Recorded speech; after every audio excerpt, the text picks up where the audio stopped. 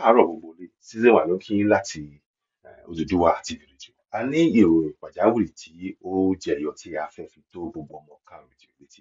Ẹ jọ̀ọ́ tẹ́ bá ṣe ń gbọ́ ètò yìí bá wa máa pè.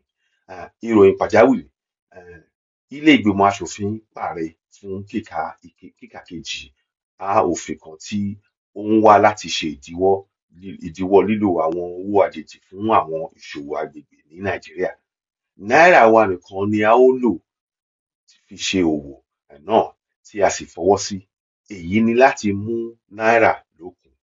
Ìyẹn ni ìròyìn tí ó jẹyọ ní àárọ̀ tí a fẹ́ fi tó gbogbo ọmọ káàárọ̀ oòjíire létí. Àǹfààní tó lè máa jẹyọ ń bẹ̀ ni pé á mú kí owó wa kó lọ sókè. Owó nǹkan tá a bá máa rà lọ́jà kò ní wọ́n. Wọ́n sì ń gbégbèsè yẹn ni o, ẹ jẹ́ ká máa mójútó.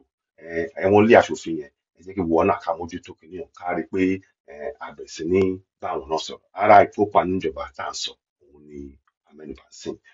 Ẹ jẹ́ ká máa wo bó ṣe ń lọ. Wọ́n sọ pé àwọn fẹ́ ṣe àmọ́ ó láti jáde láti kojú sí ọ̀rọ̀ yẹn. Gbogbo àwọn tí wọ́n wá láti àwọn agbègbè wa, láti àwọn ìbílẹ̀ wa, láti sọ fún wọn pé ẹ wá o, à ń retí pé òfin tí ẹ fẹ́ gbé yìí kó wọlé ó láti wọlé o, ẹ kẹ́ mọ́ mójútó bí a ṣe fẹ́ ṣe náà ni. Àárín jù báyìí lọ, Season 1 ló ń kí yín láti orí Odùduwà TV Radio.